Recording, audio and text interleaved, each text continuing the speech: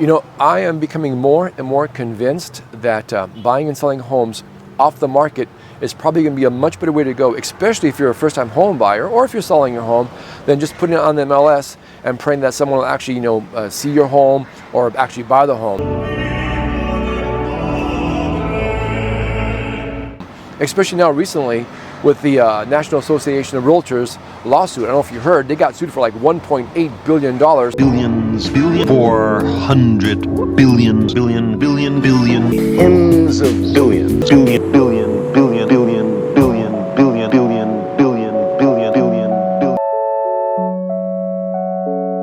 And billions of years to make a grasshopper. That changed everything. A lot. I think we lost like 700,000 agents so far. And right now with the contracts, they added more signature pages. There's more legal issues involved. There's a lot of things you can and can't do. I'll explain all that at the end of this video. But right now, this home behind me, I'll show you this in a minute. I actually represented the seller here, but I also had to find the buyer because this home was actually off the market. It was an off-market property, meaning nobody knew about it except me. So what I did was, first thing, I actually just went to my sphere of influence. I just pretty much, I have like 20 or 25 investors that I know that like to buy homes, fix them up, and sell them. But the problem is I had a feeling they were all fix and flippers. They just want to buy a home, pennies on the dollar, really cheap, put in a little bit of money, and then turn around and make a huge profit, which is fine. That's all great. But this type of home is not that type of home. This is more of a buy and hold. And I'll explain that to you as well in a minute. So then after I did that, I actually went to Facebook. You can advertise here for free. I picked up some more investors, but again, it wasn't the right house for many people. Okay, so I realized that didn't work out. So then I was just about ready to roll out a full-fledged marketing campaign. It cost me like $800, which I have no problem with. But I just thought before I go, totally aggressive here with the actual advertising, let me just try one more resource. And what I did was I put an ad, of all places, Craigslist. I know today Craigslist has just gotten so spammy and scammy that it's kind of hard to actually advertise there, but I thought I'd give it a shot. But here's what I did though. I just put up the pictures and I simply said, and I described the property, and on the bottom I wrote, do not email me, do not text me, do not direct message me, do not send me smoke signals, do not fax me. You're going to go back to 1972 and pick up the phone and call me, just like we used to do back in the old days. I guarantee you, 9 out of 10 times, I'm going to answer, okay? Because that's what I do. Just answer the freaking phone, let's make a deal. And surprisingly, one person did call. It was an agent. Now, since I was representing the property by myself with just the seller, I was hoping to find the buyer. I had no problem working with an agent. I was just surprised that an agent actually called. And she told me that she's got some investors that want to look at the property. And I said, that's great, but I just want to be clear that this is not a fix and flip. She goes, no, I read your description. It was very clear. It's a buy and hold. I think they'll be interested. Sure enough, she brought them over, and they looked at the property, and we actually sold the property for $425,000 is what I actually on that market for. And I'll tell you how I got that price in a second. And of course, after a little bit of negotiation, I actually got it. We actually settled it at, I think it was $420,000.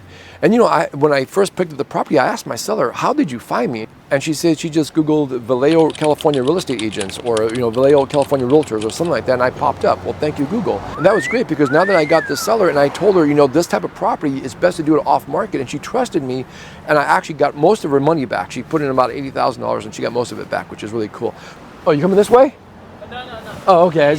No problem. Okay, the mailman. Okay, so let's go ahead and take a look at this house really quick, and then I'll show you how you can actually buy homes off the market in the backyard, since it's kind of noisy out here. Let's go check it out. Okay, so the first thing you're probably thinking is, how in the hell did I come up with that $425,000 price tag? Well, I was actually betting on the fact that this is an historical home. Both of these are historical homes, actually, here in Vallejo, California. They're called the twins. They actually call them the twin sisters. For obvious reasons, they look exactly alike. Now, they were built in 1890. Wow, that's like almost 135 years ago. This one here, though, is actually a 2-bedroom. I think it's 1 bath, and it's actually in mint condition. You can see they did the outside very nicely. It's all been remodeled exactly the way it was built back in the 1890. And I did some comparables here. A comparable is like what they call a CMA, a comparable market analysis in layman's terms, and also known as a neighborhood report. And what it does is it shows me what are 2 bedrooms, or 1 or 2 baths, depending, are they going for in this area. In this condition, a 2-bedroom, 1 or 2 bath is around 500, maybe 510, depending on the condition. My little fixer-upper over here, okay, this is actually a 3-bedroom and 2-bath. So when I did the comparables on this one, in mint condition, move-in ready, it's going for around maybe $535, $540. So here's the thing. Then I had my contractor come in here the very next day. I called my contractor because I'll show you the inside in a minute and what it looks like. And I said, what does it take to get this thing in move-in ready condition? He estimated around $75,000. I thought it was around 80. Okay, whatever. Let's just say 75 for the benefit of the doubt. So now you're going to put this in the market for $425. Again, that's my price. First of all, I had to keep my client north of $399. I figured $425 is a great price for an historical home. Especially, you got to remember, a lot of people are into historical homes. They love the antiquity of the home, and they'll gladly pay a little more just because of the fact that it is an historical home. So I stuck with that price. Someone's getting impatient over there. I stuck with that price, and now we have to add another $75,000 to it. So now I got $500. If you want to sell it for $540, that's what they're saying is there's no spread. There's no wiggle room there, because you got to figure first you got to pay the commissions, then you got to pay the escrow fees, then you got to pay the taxes, and probably other fees. You're actually going to be a little bit negative. So that's why this is a buy and hold and not a fix and flip. But let me show you the inside real quick and show you what it looks like. Okay, so these older homes aren't exactly pretty. Like I said, need some landscaping here. Got to watch your step here because all these are a little cracked and wobbly. So we enter.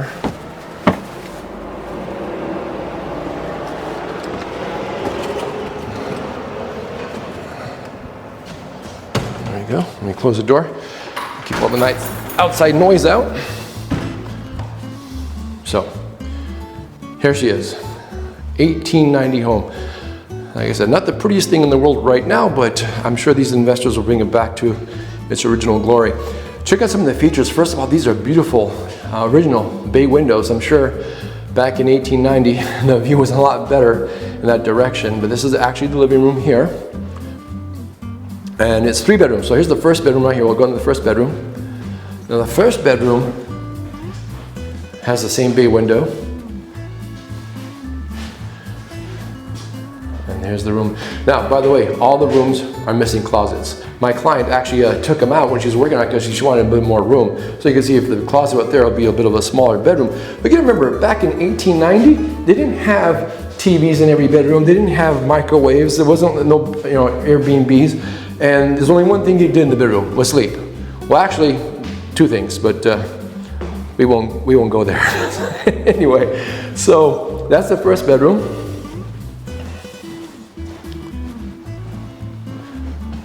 Here is the second bedroom. Again, no closet. And we'll look at the third bedroom in a second.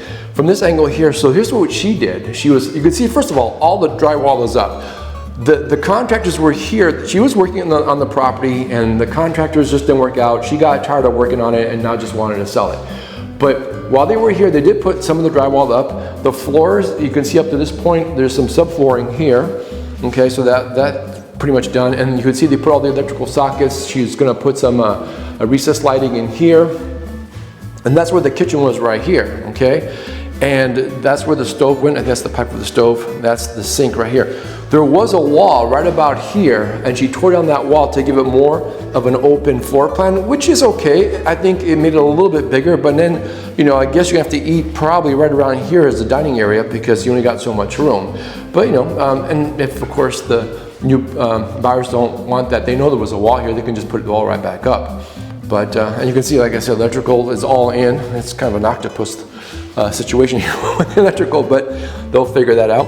Here is the third bedroom. The floors are undone. These are the original wood panels that came with the house. But they did do they actually did do the drywall here as well. Recessed lighting, the holes are and sockets are already drilled in there with the wiring. Here's the master. This is the master bedroom, because you can see here's the actual master bath. And this is the walk-in closet. I know, with a window. It's strange, but that's how they did things back then. I still see that every once in a while, a walk-in closet with an actual window. So that's the master bed, and then out of there you come right here. This is like a little hallway. Right here's where the water heater goes. So I had a water heater right here, and to the left here you would put your washer and dryer. And here's the community bathroom right over here. Okay, so let's go check out the backyard. You enter the backyard through the side door. Much more quieter back here. Yeah, it's a little bit of a jungle back here, but again, some great landscaping. Will make this place look really nice. There was a little area here, a little gazebo area, I guess. It actually had AC. And again, this was put in way after 1890, but that could be replaced. That can be actually upgraded here. And of course, the landscaping done back here. And that's a one-car garage. Through the backside, there's a little alley street. You bring your car in that way. And of course, you exit from there and come out this way here. So this is the actual backyard of the home that was built in 1890. So let me talk to you guys about a couple things here. Okay, so I actually had to come here. I am now in South Vallejo, California, also known as Glen Cove, or it's a Glen Cove Vallejo, another way to put it. I had to leave the house because I was about to set up the whole thing here in the backyard, and then all of a sudden I hear the door open, and it's the buyers. They came with hammers in hand. I mean, they're ready to get to work in this place. So obviously I was in the way, packed everything up, and came over here. It's actually pretty nice here. A big boat just went by, and there was a lot of wind here. It's starting to calm down now, but this is the Carquinez Straits over here, and behind me you see the bridge there. That's the Carquinez Bridge. Actually, I live around in the corner on the other side over there. But anyway, so I figure it's almost home. I'll just come over here and just record here. So anyway, let's start off by saying this. A couple things I forgot to tell you. First of all, when you buy an antique home like they were doing, or a home with all that antiquity in it, you're going to have to actually, when you do remodeling or the renovation, you cannot deface the property. In other words, you cannot modernize the front of the house or give it a new look. It has to be with the original architecture that it actually was back in 1890. So if the original pieces are still there, you can repair them and renovate them and keep them there. But if they're gone or they're broken, you have to kind of make something creatively to match what it was actually there back in 1890. So they want it as original as possible on the outside. On the inside, you can do whatever in the hell you want. You can tell they were just breaking down walls, putting in recessed lighting, whatever it was, tear out closets. Doesn't matter. So yeah, that's what happens when you buy a home of that's either a national landmark, it's in its original state, and the city will now allow you to actually move forward with any type of newer renovations. You have to stick with what's actually was there. So just an FYI. By the way, if you want to see older homes, I do run into them from time to time. I ran into one back in June.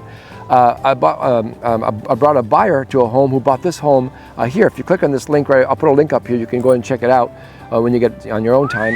It was a home built in the 1930s. Beautiful home. Everything's original architecture, original doors, original doorknobs. All the cabinets were original. Original hardwood floors. It was a beautiful home. Check it out when you got some time there. So I digress. Anyway, back to business. So let's just say you want to buy a home. It doesn't have to be an antique home or an older home. Just say any home you're on the market to buy a home. So how do we go out buying a house? Well, this is where I'm going to stick to something brand new. It's called off-market properties. You can actually buy properties privately off the market.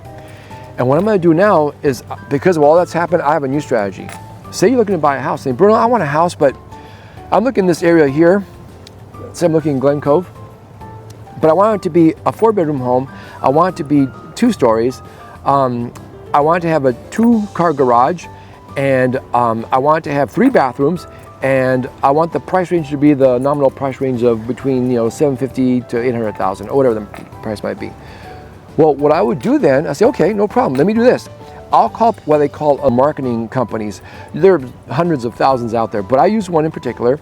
I'll call up this it's a mail to market. It's actually, that's what it is. It's a direct mail marketing company. And I call them up and I say, hey, listen, I have a client looking for a home, and he wants this, this, and this, and in this neighborhood, in this price range. What they'll do, and I can actually, by the way, I should ask also, and they have at least $100,000 to $150,000 in equity in their home. That way they'll be a little more motivated to sell. Well, what would happen then is I get this list and I send them a letter. I send them a letter saying, hey, Mr. Seller, or Mr. Possible Seller, I have Mr. Buyer here, let's just call you Mr. Smith. I have Mr. Smith here. He's looking to buy a home that fits your criteria, what he's looking for. Have you considered selling? If so, my client will actually, he's ready, willing, and able. I call them RWA buyers, ready, willing, and able to buy a home in this area, and he'll give you full market value or better, depending on the condition of your house.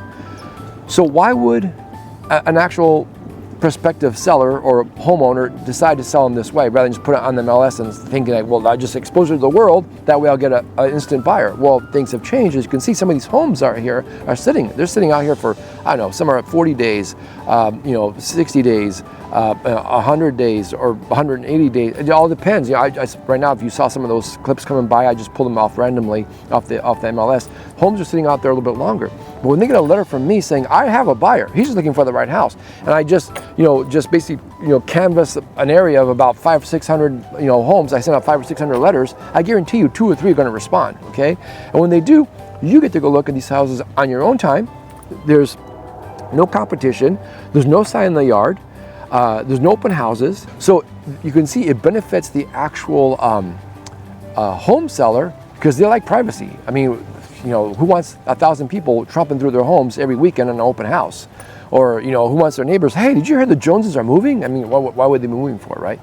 Again, that can cause a lot of stuff. But you do it this way, they get the privacy they want. You get the pick of the home that you like. If you look at all these 3 homes, you only need to pick one. I can work with the other 2 and I'll probably list them or something later, But the home that you want is all done off the market now. There's no listing agreement, there's no MLS. And the best part, there's only one agent, me. I get to represent both the seller and you. And the seller would be happy to know this because I'm not going to charge 6% or 5%. Now I only charge 4%, obviously, because now we're presenting 2 people, 2% for the seller and 2% for you, the buyer, which is, I think, more than fair.